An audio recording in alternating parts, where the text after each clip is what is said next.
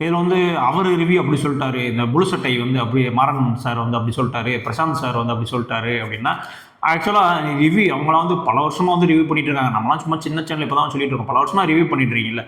அவங்க வந்து இருக்கிறதே சூர மொக்கையா வந்து ஒரு படம் இருக்கும். அந்த படத்துக்கு பாசிட்டிவாக வந்து ரிவ்யூ சொல்லியிருப்பாங்க. அதெல்லாம் போய் பார்த்துருக்கேன். சிவகார்த்திகேயன் படம் பேர் சொல்லவும்ல, சிவகார்த்திகேயனோட ஒரு படம் அவரே ஒத்துக்கிட்டார் ஸ்டேஜில் வந்து இந்த படம் தான் டோட்டலாக வந்து ஒரு வேற மைண்டில் பண்ணேன், டோட்டலாக வந்து அவங்க ஒர்க் அவுட் ஆகலைன்ற மாதிரி அவரே சொல்லியிருக்காரு. அது நயன்தாராலாம் வந்து நடிச்சிருப்பாங்க. என்ன நீங்களே யோசிச்சுக்கோங்க. ஸோ அந்த படத்துக்கு பாசிட்டிவாக வந்து பிரசாந்த் வந்து ரிவ்யூ கொடுத்தாரு. அந்த படம் 3 நாள் கூட தாங்கல அந்த படம்.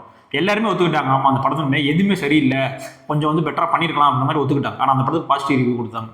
இதே புழு சட்டை மாறன் எடுத்துங்க, ராட்சசன் படம் இங்கே பிடிக்காத ஒரு ஆள் கூட கிடையாது. ராட்சசன் படம் எவ்வளோ நம்ம இப்போ வரைக்கும் ஒரு த்ரில்லர் ஜானர், ஒரு சைக்கோ த்ரில்லருக்கு ஒரு பெஞ்ச் மார்க்காக இருக்கக்கூடிய படம் என்னன்னு பார்த்தீங்கன்னா ராட்சசன் படம் தான்.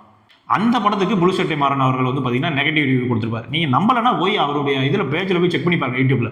படம் வந்து ஒரு நார்மல் சீரியல்களை படம், சீரியல்களை பிடிக்கிறாலும் பிடிக்கும், மற்ற யாருமே இந்த படத்தை பார்க்க மாட்டாங்கன்னு சொல்லி அவரே சொல்லியிருப்பார் ரிவ்யூவில். கமெண்ட்ஸில் போய் பாருங்க, எல்லாம் கழுவி ஊற்றிருப்பானுங்க.